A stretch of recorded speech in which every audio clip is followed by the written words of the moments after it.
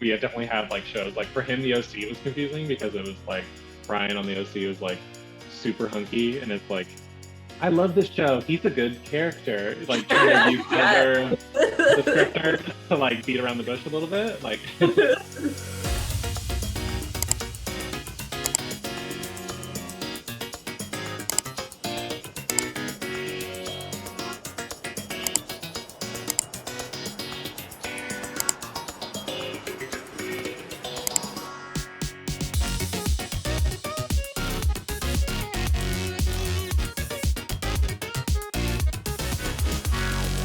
well, how's it going? Good. Good. Yeah. Good. This is our day off from pie, so that's nice. That's a good day. Pie is good, but it's good to have a day away from pie. Yeah, absolutely. We both have chihuahuas. I know. I know. That makes me so happy. The picture you sent of your chihuahua is so cute. What are their names again? Our Frida and Norman. Okay. Yeah. We're hoping that they take a nap through this interview. So it's quiet. I know. Taryn's downstairs with my husband because like if he was in here, it would be like crying on the couch, crying in my lap, crying on the couch. It would be like a back and forth. Oh yeah. There's a good chance that you'll get some chihuahua barking. So hopefully Totally fine. This is a safe space for chihuahua. I love it. That's good to hear. We were like, can we now say that like real gays own chihuahuas? That's something I'm willing to start. I feel like you have to at least consider it when you're gay. Like you have to be open to the idea of maybe at one point obtaining a chihuahua.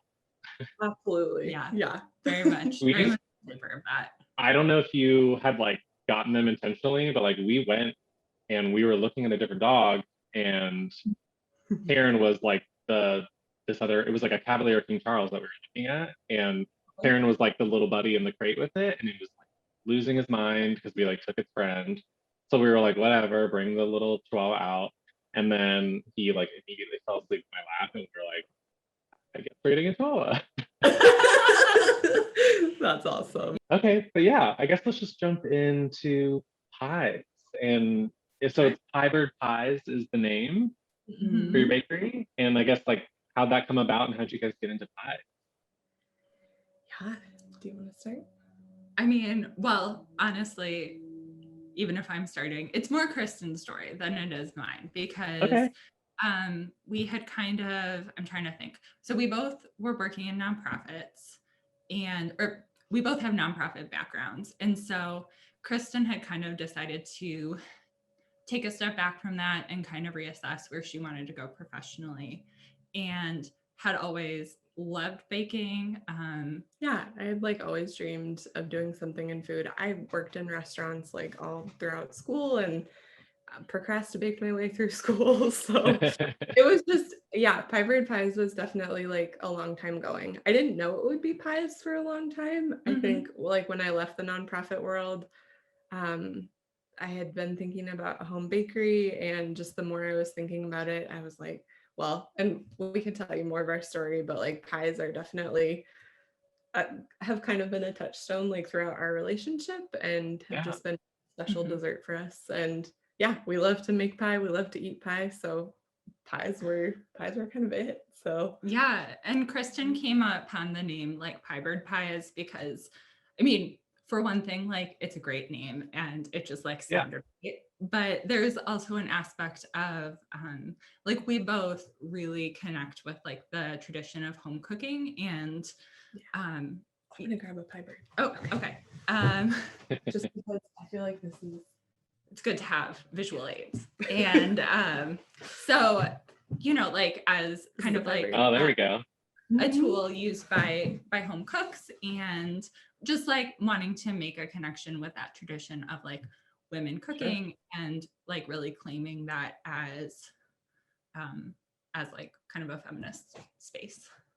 Yeah. And I feel like it's it like just really reminds us, it's so fun. We have Piebird sitting on our table at farmers market, and we get I don't know, we get a lot of people telling us stories about like their grandmas using them and like pies that their grandmas made or moms make, or it's a lot of fun to hear those stories. We also get a few questions that are like, what's a pie-bird pie? And a lot of like kind of like dads like to ask that. And so we have to be like, no birds were harmed in the making of these pies, don't worry. That's like only in like murder mystery novels is there like maybe an actual like pie bird, like, you know. Yes. Yeah. No, that would be so good. I definitely grew up like my mom read cozy mysteries, and so anything like that, I'm like, oh yeah, I can imagine like the blood splatter, and it's like pie birds, cherry pie. I forget what it's called now, but it was like the second in the series, and it was like based around like a pie bird, and it was like showed up on their doorstep, and then it was like the mystery started. So like totally is. It's so good. Kind of like the Maltese Falcon, but like the home baking edition. Right. I love that because I feel like it's definitely a forgotten tradition. It's a forgotten thing that people don't think about all the time and obviously don't use as often today. So yeah, it's great that you're kind of like keeping that alive and almost re-educating like a new generation. Yeah, no, we love that. So you talked about pies in your relationship. Is that like something that brought you guys together, or was it just like a little bit? They've kind of showed up at like different important points, and the biggest one is, so when we met, it was because Kristen was interviewing for an internship at the nonprofit where I worked.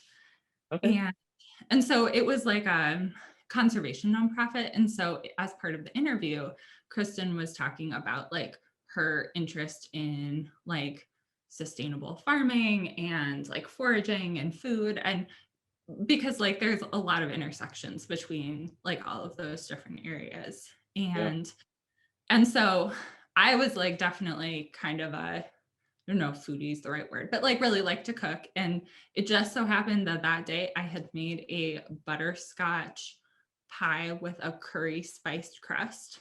And so good. And I brought it to work with me because I was, single and living alone. And so what do you do with a whole pie?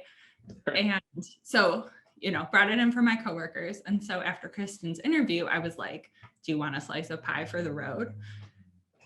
And of course I took it. I was kind of like, well, if I don't get this internship, the pie's totally worth it. So, right. It was delicious. And yeah, I mean, long story short, I got the internship. We became really good friends. We kind of competitively baked for the office for a while. Yeah. It was definitely like we're eating lunch and I'm like, Kristen has a salad and homemade sourdough on the side. Like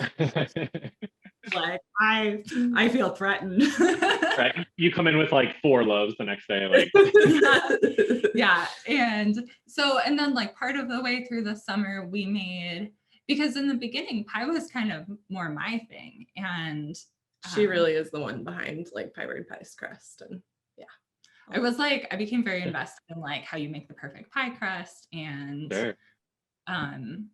had loved the show. This is funny, but the show Pushing Daisies, I don't know if you've ever seen that. My husband's obsessed with it. I've seen the first season and like maybe a few into the second season, and then we like kind of lost track, but he loves it. It's so good. And so I don't know, I think I really, that kind of like caught my like creative attention. Yeah.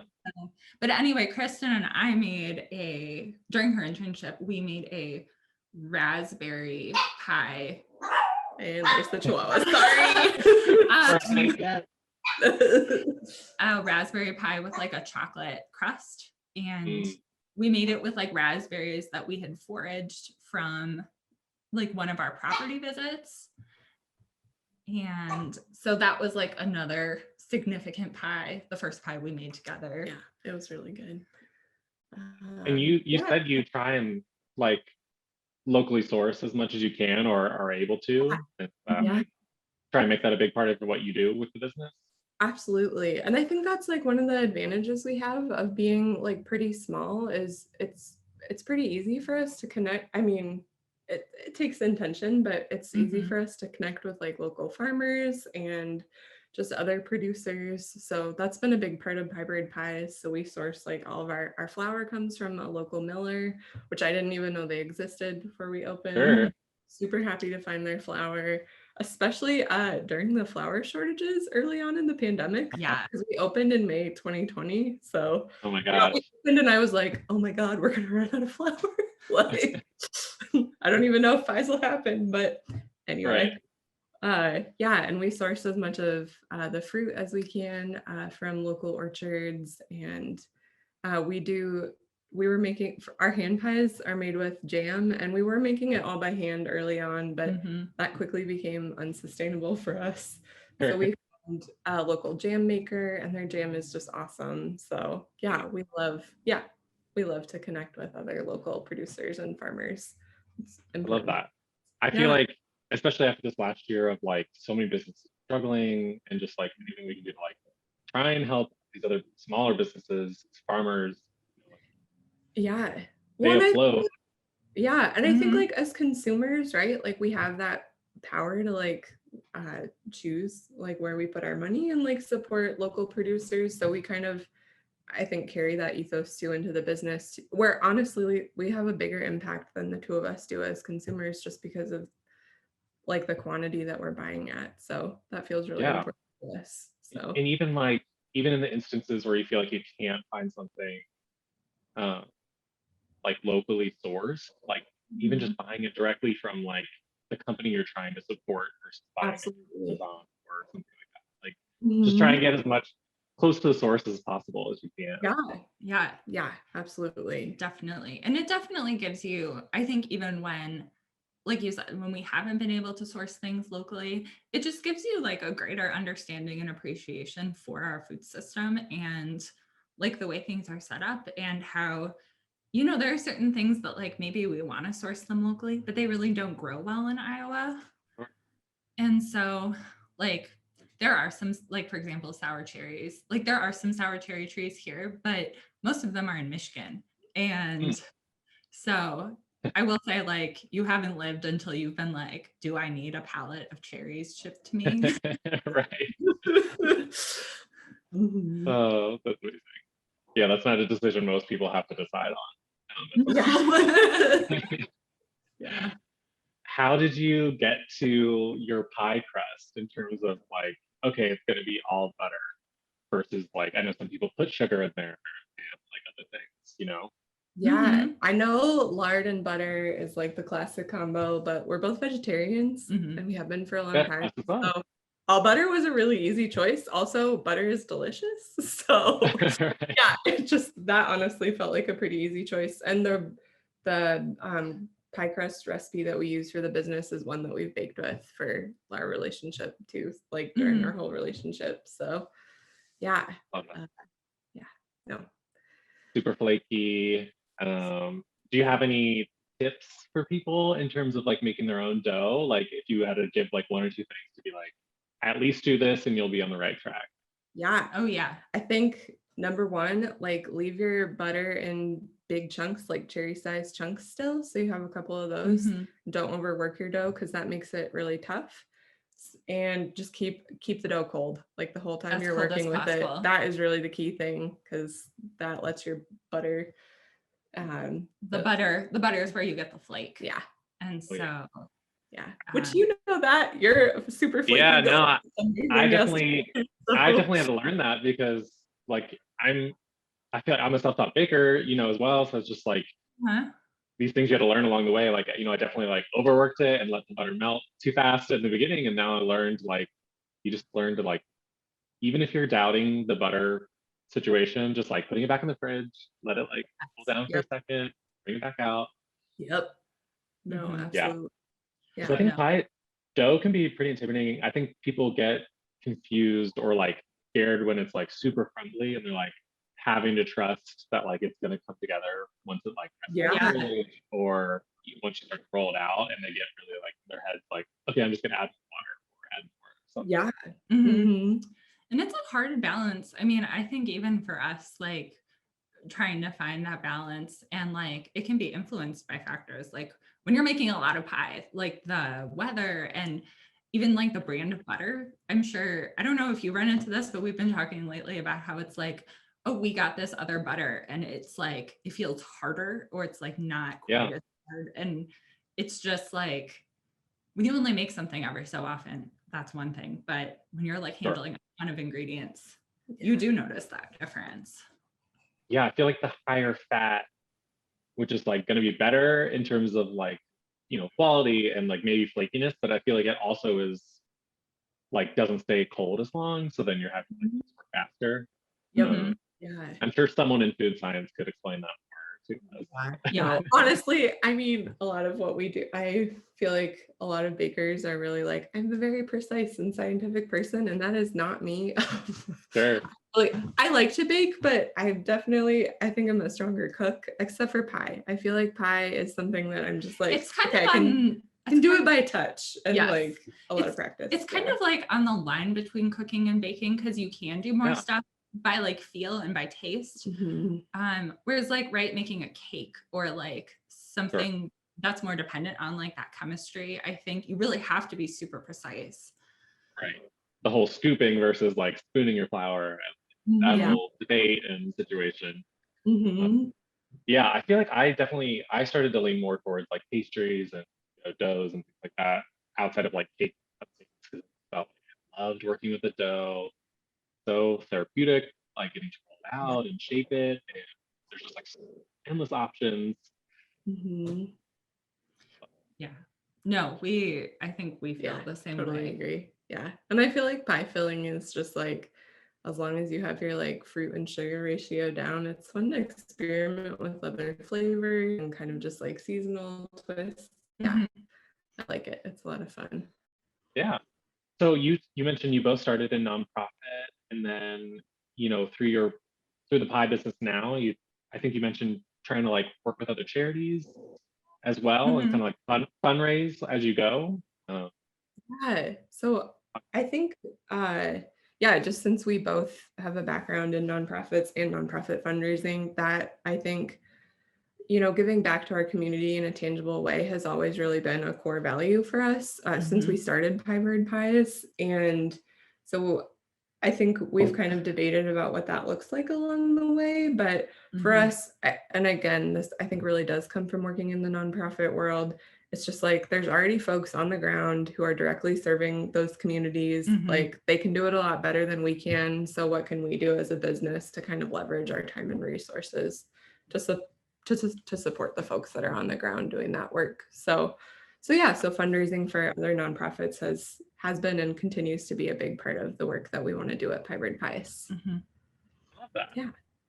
And I wanted to add too that I think some of this was like, not to go, I mean, I guess to go down kind of a heavy road, but like when George Floyd was murdered, we felt like we needed to make a statement of some sort on like our social media as a business, and but not wanting to just have that be performative, because so frequently it can feel like you're just kind of going through the motions. And I mean, we see that with like rainbow washing and pride from a lot of corporations this month too. So I think, for us, it's like, it's really important that we're backing up anything that we say with action. Like, right. And showing it outside of like the times when it's necessary is like a good thing. Is when it feels performative is when these people come around only in reaction to these events. Absolutely.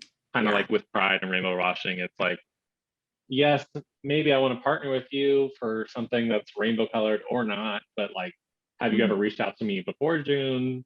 Do you even follow me? It's like, will you talk to me after June? Right. Are you gonna forget my name after this? Well, and so frequently it's like, I don't want to buy a rainbow t-shirt from you. Like, show me how this is actually benefiting like the queer community, because like, I mean, there are a ton of people just trying to make a buck. And like let's make this can or this bag a rainbow color. And I was talking to this about another local baker here, and as you know, there's companies, there's so many breweries, and there's like, you know, like yeah, even clothing companies with our t-shirts, it's like, now we have a rainbow color, and yeah, tell me what portion of the proceeds are going to go to support the LGBTQ plus community after that, or are they all going back to you? And Yeah. Mm-hmm. yeah, because I definitely get reached out to, you know, by companies for collaborations, and it's like, it just, yeah, it comes back to like, I will say yes if I've worked with you for this month. Mm-hmm. Yeah. But I'm not gonna say yes if June 1st is the first time. Yeah. No, absolutely. And we really have made an effort that like if we're making a donation somewhere, that like hopefully like we like One Iowa and Iowa Safe Schools because like the folks who work there are queer and they're doing that hard activism work like every single day. Mm-hmm. And so that's like why they're so like, we think they're great choices for us. Yeah, when you guys sent me them, I like looked them up and I was like, quickly becoming obsessed myself. Yeah. See, Iowa Safe Schools and One Iowa, they both just do amazing work like throughout the state. So yeah, we're really happy and proud to support them. I honestly could go down a path of like, because it's hard, you find places locally that are like doing great things for like the queer community, and then you find some in other states and you're like, I want to help that state too. I And know. Definitely. Well, there are some like super great, just some amazing organizations. I know like last summer we were like, what's the place that supports like trans people of color through food specifically? The Okra Project. The Okra Project. And it was Oh, like yeah. that the most amazing thing. And like it's cool that there are places out there that you're like, yes, you're doing the thing, like exactly the cool way. Yeah. Right. Yeah, because I think it's great. Like we have obviously like the Trevor Project is a huge one, and I feel like obviously like I support it and I want to continue supporting Trevor Project, but it's also like trying to shed light on these other organizations, small, medium, large, that are also doing work. Because I think it is a default for a lot of companies, a lot of big brands to be like, we are working at the Trevor Project, and, Right. which is good, but it's also like, let's try and like research a little more into these other companies that are doing great things. I was just gonna say, and supporting maybe like the less sexy causes, like like mental health. And I think in Iowa it was like, well, sorry, I'm trying to remain tactful, but like there was a bunch of stuff in our legislature that they were like, we're gonna pass like a bathroom bill and we're gonna make it illegal for teachers to talk about like gender identity. And it was just like kind of a trash fire. Right. And I'm sorry, so much goes out the window. But yeah, it's like, everybody's like, love is love, but I don't want to actually talk about like the difficult things. Oh, right.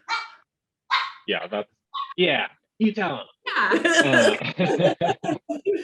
I know we always joke that like Taryn only knows gay because he only knows us and grew up with us. So every time he sees a straight couple, he's like, what's going on there? Right. Did you see that thing about the like demon chihuahua that was like out east? Prancer the Chihuahua. I don't think so. Oh my gosh, it was so funny. I mean, his like he was at a rescue and his like foster mom had written up this thing about how yes, now I know what you're talking about. Yeah. And when he was like, ideally he'd be like adopted by like a nice lesbian or something like that. It was like, yes, like with the lesbians need to open up their arms to Prancer. Yes. I love that. It was so specific, and I was like, please let this dog find a home. Such a specific person. I also need to like see this person that I ended up with, because amazing.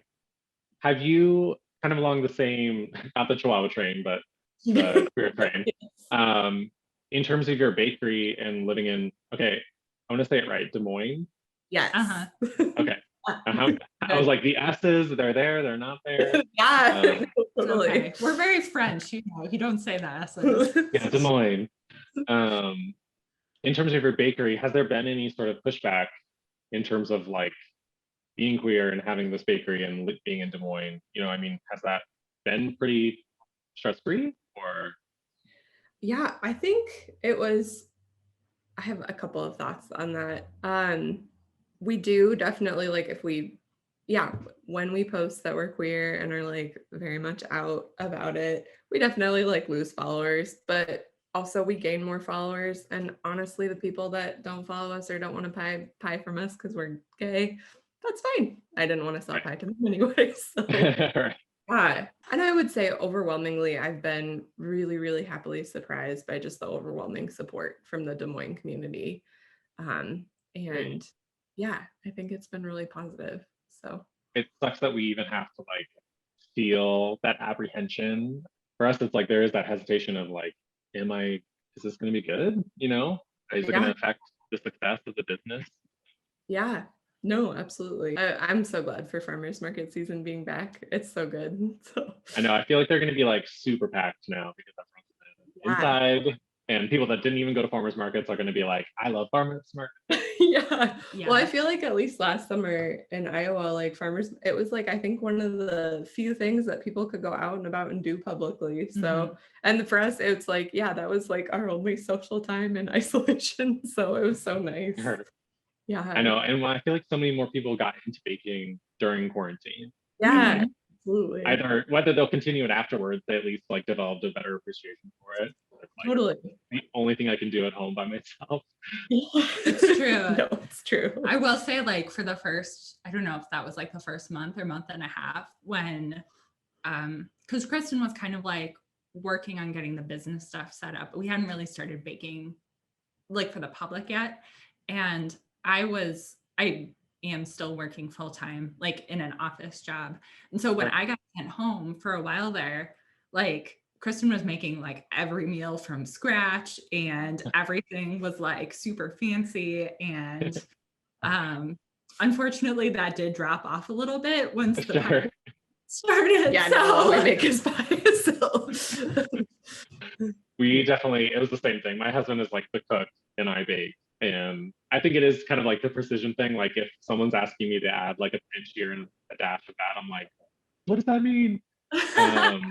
But like he's definitely more of the cook. So yeah, we definitely like in the beginning like went hard on like we're gonna make like all these new meals and it's gonna be like all these new ingredients. And he definitely I think it was February, he had a mission to make like no repeat meals for the whole month.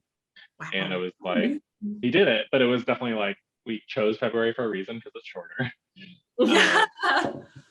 And we haven't done it since, but it was a good test. No, I know. that's awesome. I'm not gonna lie, there are days where I miss like, I'm like, man, there were like homemade hamburger buns and homemade veggie burgers with like homemade fries. Me and we were eating really, really well for a while. Yeah, I definitely step in on like the buns. He'll be like, I need a bun for this recipe. I'm like, okay, I'll make a bun. You do everything else. Yeah. Okay, this is now like shifting gears. You talked about Bob Ross. Was it Andrea? Yeah. Let's unpack that. I would love to know more. Oh, well, that was just kind of because I was looking at the other bakers who you interviewed for this project, and I don't remember his handle, but it's Alex, and then when he was dragged, she is Smiles. Okay, and I will say this is maybe a little bit unrelated. Andrea's seeing a glimpse of her second career. My second career. Well, we did Bob Ross and a Happy Tree as a couple's costume. Amazing. For Halloween one year. And so I really enjoyed being Bob Ross. But then we were like, well, of course, like even better than being Bob Ross would be to kind of like camp it up and be like sexy Bob Ross with, you know, some chest hair, but then also like maybe like some cleavage. And, Perfect. And so I don't know if that'll ever happen, but I feel like there's definitely a place for like a performance piece by like sexy Bob Ross. I could see honestly like a whole YouTube channel of like baking with Bob Ross, like let's make it happen. In that situation. Oh my gosh, it's like so niche that like people would have like no choice but to love it. It's like it's true. No, that would and all these like I feel like all these Bob Ross enthusiasts would like come out of the woodwork and like find you. Yeah. Well, and it's kind of like our generation, I think, that's like, yeah, Bob Ross. Because I was even talking to my parents about it and they were like, who? What? Interesting. Yeah, I would think it's like I would think it'd reach our parents too, but I guess maybe it wasn't. It was like that weird, like just at the end of their generation, like Uh-huh. down. I don't know. Maybe like they were at work and we were all just at home watching like daytime television. Sure. Yeah, watching Bob Ross. I don't know. This is like off topic as well, but like Zoom. Did you guys ever watch Zoom? Yes. That's another one. I feel like if you tried to like say Zoom to like kids now, they'd be like, What? Yeah. No, every time at work we would be like, oh, we have to Zoom. And I'm like, ready with the theme song. And I'm like, come on and Zoom. Yeah, right. No, it's funny. I will say that I think the other thing that got us through the early pandemic was it was pretty much we were either making pie or watching RuPaul's Drag Race. And Yeah. that was like, it was like pretty much pure escapism. So we're like, this is exactly what we need in the middle of Right. a national pandemic. Just like full distraction mode, like something that won't make me think about the outside world. Oh yeah. Yeah. Right. I love that. For us, this will now be the second time I brought this up. So proud. Is I had never seen The Hills or Laguna Beach, and he was obsessed with it, and that was like something very early quarantine. Like he was like, I'm gifting this to you. I love it. And now I'm obsessed. So That's awesome. Nice. I will say, this is like maybe more in like, I don't know if not safe for work territory. We love the podcast. My dad wrote a porno. I don't know. I haven't heard of that. No. It's amazing. It's so funny. And it is the unsexiest thing you'll ever listen to, but it's hilarious.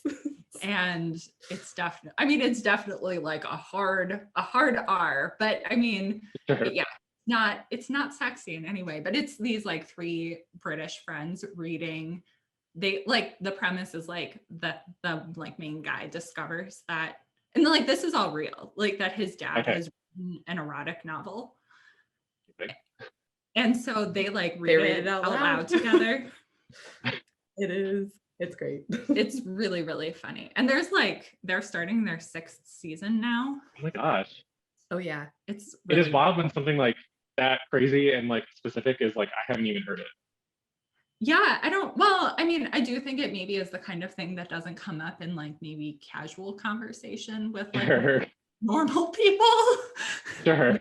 And I only found out about it actually working as a line cook. So we listened to it and like when we were prepping in the morning. So yeah. But anyway, you reminded me of it because I think it's funny because they're British, but like it seems like all the cultural touchstones are like exactly the same. And they were just talking about how like growing up, you were either like a Dawson's Creek person or an OC person. And I was like, man, I didn't watch either of those, but I still felt very seen. Sure. You at least understood the references that they were like trying to make. Yeah. I'd also never seen the OC and my husband had watched it. And that was like very much like he grew up watching it. And this wasn't a quarantine thing, but he had me watch it a few years back. And it's like, yeah, now it's like comfort TV for me. No, that was definitely, I think I made Kristen watch like Xena Warrior Princess with me when we were first dating, and it was like, this is your cultural education. And like ultimate like female icon for like young girls growing up. Like oh yeah. Also very confusing. Like we had definitely had like shows like for him the OC was confusing because it was like Ryan on the OC was like super hunky, and it's like, I love this show. He's a good character. Like trying to use other descriptors to like beat around the bush a little bit. Like yeah, absolutely. Well, this was amazing. Yeah. I'm so happy to have met both of you. You like in real time. Yeah. Awesome. Well, thank you so much. Yeah, thank you. Yeah. Thank you. And I guess have a good rest of your Sunday. Yeah, you too. Bye. Bye. Bye.